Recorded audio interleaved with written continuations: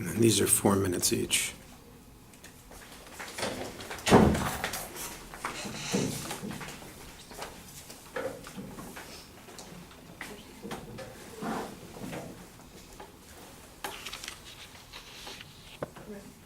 Okay, so my main claim is that raising the driving age to 18 is not the best way to make the roadway safer for all drivers. My significant claim is that age is not the only factor that has an effect on accidents. Research does not show that age itself may be a factor to increase or decrease accidents.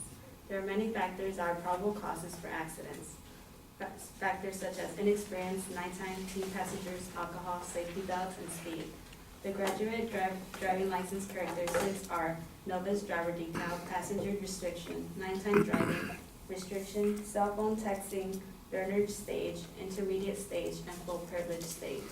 According to the U.S. Census Bureau states that implementing the GDL program that includes at least 5 of the characteristics reduce fatal crashes involving 16-year-old drivers by 18%.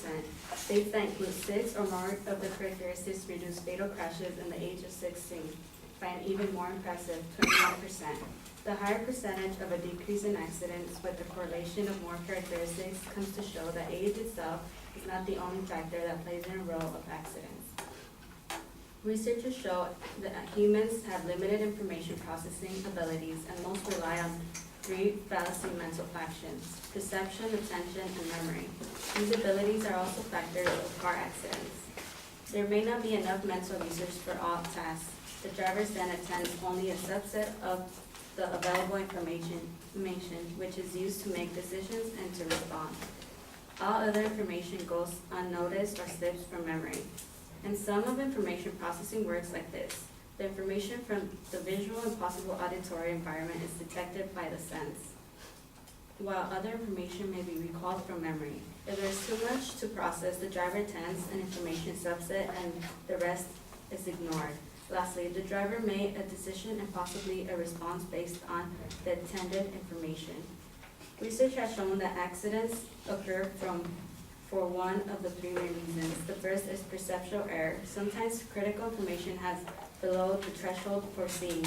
The light was too dim, the driver was blind by glare, or the pedestrian clothes had low contrast.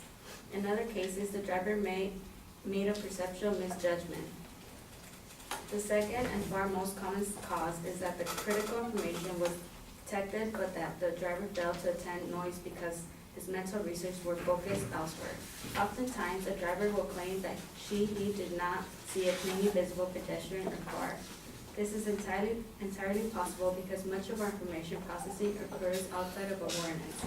Mack and Rock have amazingly shown that we may be less likely to perceive an objective if we are looking directly at it than if it falls outside the center of the visual field.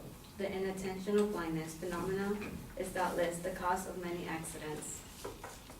Lastly, the driver may correctly process the information but fail to choose the correct response. I'm skiing, so I'll turn away from the ski, or make the correct decision, yet fail to carry out. I meant to hit the brake, but I hit the gas. For my inherited claim, I want to say that increasing the age to 18 will only cause more inexperienced drivers. According to the analysis of National Representative Federal Database of more than 800 crashes involve teen drivers, most are due to few common critical errors that are often one of the last in the chain of event leading up to a crash. 75% of these crashes were due to critical teen driver errors, with 3 common errors accounting for nearly half of all serious crashes. Among crashes with a teen driver error, 71% occurred due to a lack of scanning that is needed to detect and respond to hazard. 21% occurred due to going too fast for road conditions. 20% occurred due to being distracted by something inside or outside the vehicle.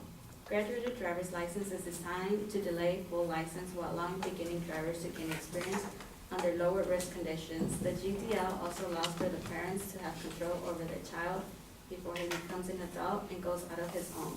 For example, when someone is 16, they still are under control of their parents. The control means that if they start to act a fool, the parents can withdraw their driving privileges. At 18, most young people are in college or working at parental control and influence is a lot less. Taking a look at college students versus high school students, while at college, they make their own choices as food, friends, dating, curfew, and other parts of life. A high school student will have a curfew and a parent that can forbid any activity. When you raise the driving age, you are removing the amount of time that a young person is learning about driving, before and after listening, under the control of their parents. Eventually, the person has to go out in the world and drive whether he or she is at the 16 or 18. The chances are they will still make the same mistakes. Statistics show that. All right, we have to cut you off. You've gone 5.5 minutes. It was supposed to be 4, so.